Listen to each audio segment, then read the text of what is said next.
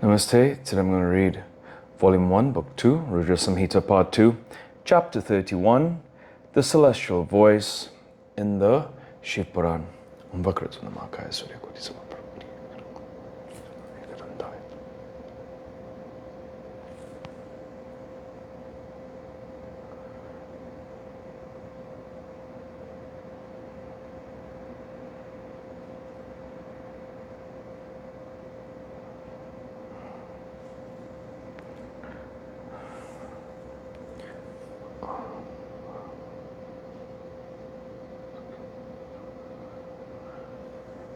Hariom Tat Sat. Brahma said, O excellent sage, in the meantime a celestial voice arose, even as Daksha, the Devas, and others were listening. The celestial voice said, O Daksha, of evil conduct, of haughty disposition, what is it that you have foolishly done now, this misdeed bringing in many an unhappy calamity in its wake? You never gave any credence to the words of Dadichi, the king of devotees of Shiva. O fool, if it had been carried out, everything would have been auspicious and pleasing. After cursing you terribly, the Brahmin had walked out of the sacrificial hall in protest. Still you did not understand anything. Fool that you were. How is it that you did not honor Sati, your daughter, the auspicious lady who herself came to your house? O you weak in knowledge, how is it that you did not worship Sati and Shiva? In vain do you feel proud of being Brahma's son? You are actually deluded. That Sati alone who quells all sins, who is the mother of the three worlds, who has occupied half the body of Shiva, and who confers all welfare, should be appropriated always. That Sati alone, when worshipped forever, confers good fortunes. She is the great goddess who bestows everything auspicious on her devotees. That Sati alone, when appropriated forever, destroys the fair from worldly existence. She is the goddess who confers what we desire and who removes all disorders. That Sati alone, when appropriated forever, bestows fame and wealth. She is the great goddess who confers worldly pleasures and salvation. That Sati alone is the creator of the universe, the protectress of the universe, the cause of destruction of the universe at the end of the Kalpa. She is the primordial Shakti. That Sati alone is the Maya of the universe, the mother of Vishnu, of diverse shining features, and the mother of Brahma, Indra, the moon, the fire, the sun, and the Devas.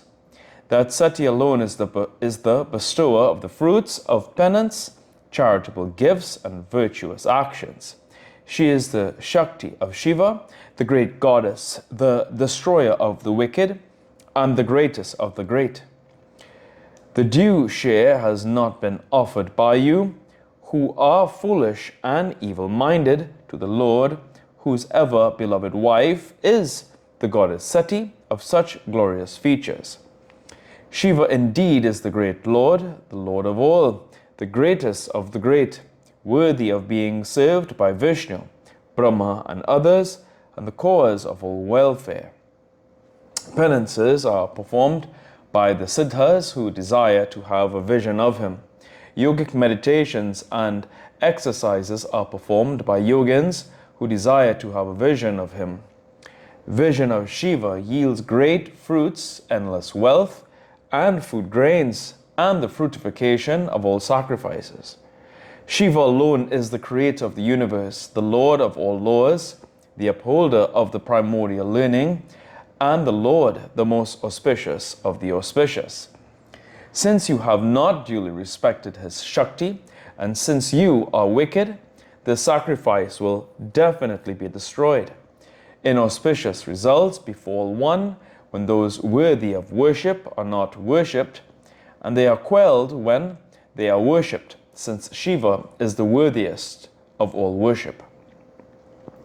That Shakti is Shiva, Sati, the dust from whose feet is worn every day by Shesha with his 1,000 heads.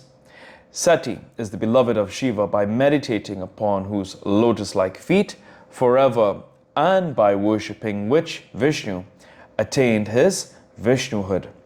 Sati is the beloved of Shiva, by meditating upon whose lotus-like feet forever, and by worshipping which Brahma attained his Brahmahood. Shiva is the Lord, by meditating upon whose lotus-like feet forever, and by worshipping which the guardians of quarters Indra and others attained their respective positions. Shiva is the father of the universe.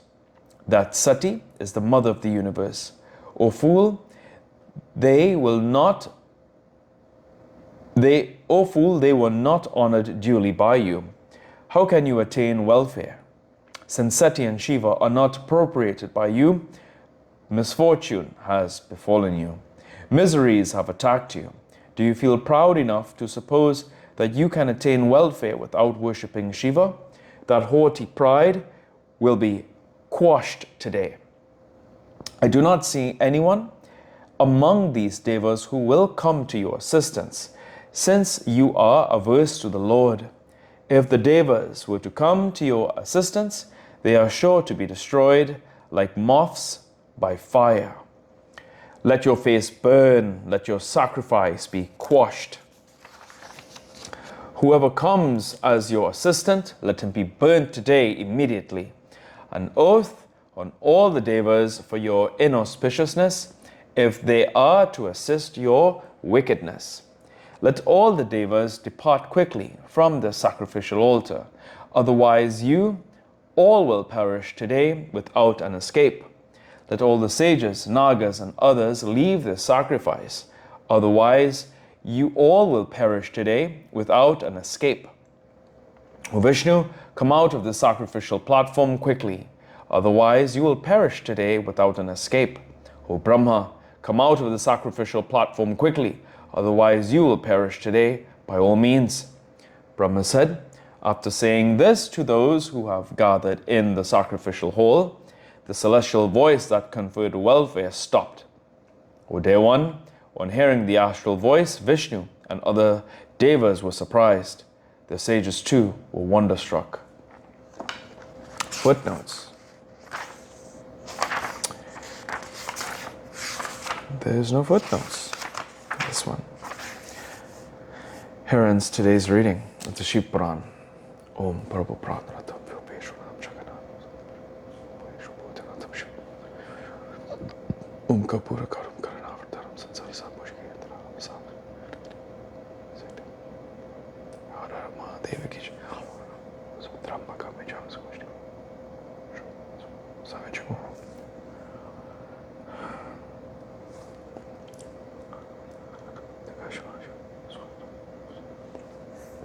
Om Toya Mata Chapitat Medio Bandus Sakatu Toya Vidya Dravinam Toya Sarvam Deva Shanti Shanti Om Hari Om Tat Sat